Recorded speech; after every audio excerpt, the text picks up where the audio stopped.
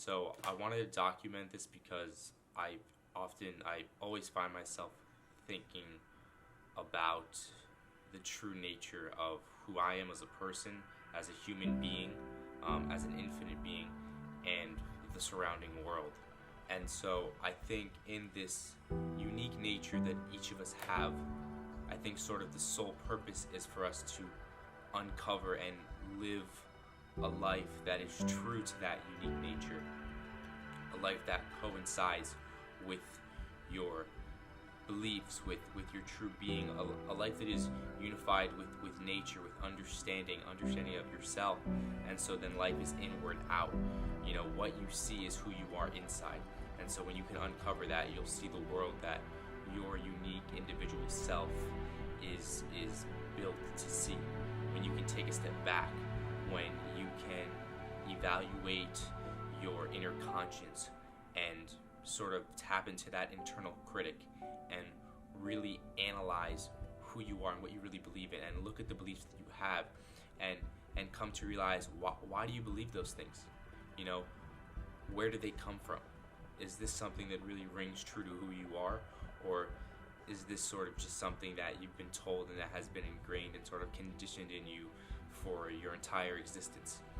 Because it's very easy to become consumed and then identify with the life that has sort of shaped you, has nurtured you, you know, the surrounding environment. Has that compromised your nature and who you are to your core? Because that's something that I've looked at a lot. If it wasn't for my ability to tap into my awareness and then make decisions on my beliefs and who I truly am, I can certainly say that I wouldn't be where I'm at, and I would be living a different life, and I would be a different person because of that. And so I can say now more than ever that I'm living a life that is true to who I am. I'm doing what I believe I should be doing, and I'm trying to spread the messages of awareness and things I'm learning as I'm learning them. And there's a lot that I'm becoming aware of, and am sort of enduring of a journey of, you know, enlightenment and not understanding, but sort of understanding and awareness, but not knowing at the same sense, because there's a sort of supernatural and metaphysical aspect of the universe and how things are that is completely incomprehensible, and I think there's a beauty in that. But really doing my best to become aware of what the true reality of the world is and myself internally. And so it's sort of binary in that sense, in terms of it's figuring out everything I can that is inside of me, that is part of my being and who I really am to the core, my soul, my very essence in which I can experience this world, and then the universe itself, what I perceive, what everything outside of me is.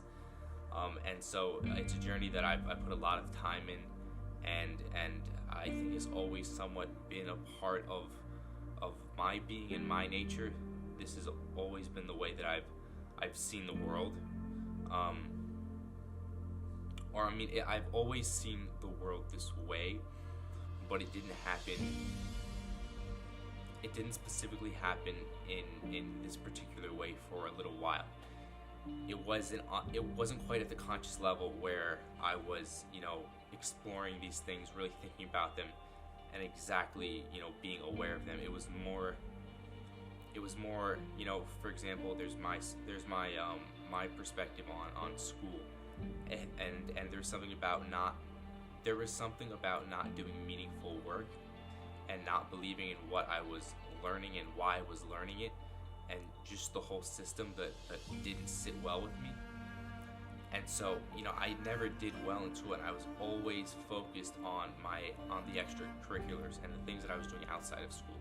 You know, there was always just an enjoyment for motivational videos and that sort of outside of the box, like entrepreneurial, outsider view of things, and that interest, which has always been in me. You know, I've always felt like I'm I'm different from a lot of people, and that's just simply because of how I perceive things, and what I choose to explore, and I guess my level of awareness is what I would say.